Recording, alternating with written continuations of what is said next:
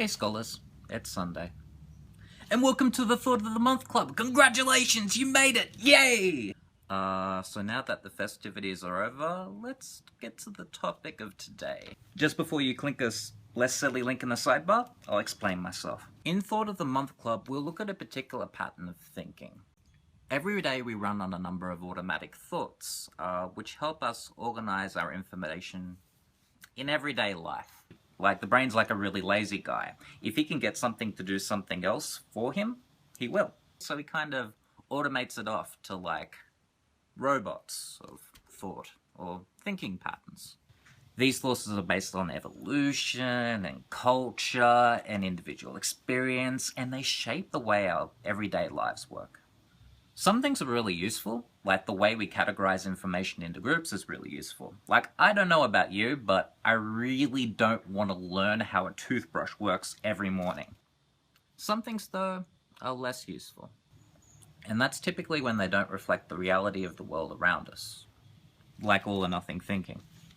Like, if I don't pass this exam, I'm never getting into uni.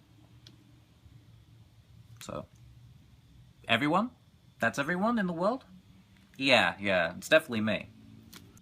All or nothing thinking is when we see the world in dichotomies. We either see it black or white with no shades of grey. Like I said earlier, we categorize information into groups really readily.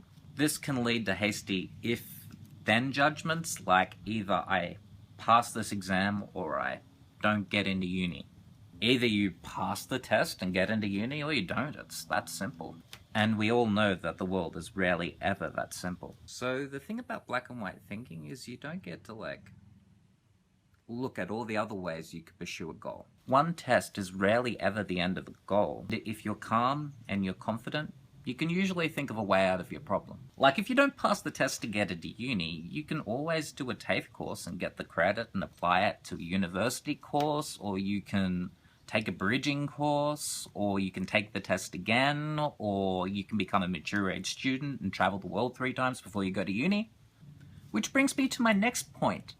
I passed the test, or I'm never getting into uni, is not exactly a calm thought. Like, either we do really well at this thing, or a important chunk of our goal and our life isn't going to happen. It rarely ever makes things easy. In fact, it makes it a lot scarier. It's easy to worry about the worst case scenario in that situation, which leads to panic. And a lot of times that panic leads to procrastination. You get tunnel vision. You stop working. So that's really the reason why a lot of people start procrastinating in the first place. They get kind of worried about the results of the exam, so they try to avoid the worry by avoiding studying. And they end up just not working at all, which makes failure much more likely.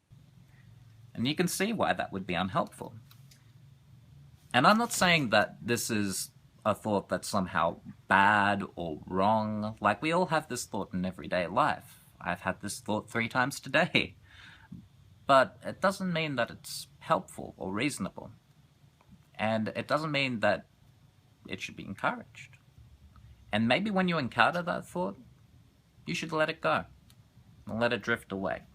Because if you do, all the opportunities of the world open up to you. See you next week.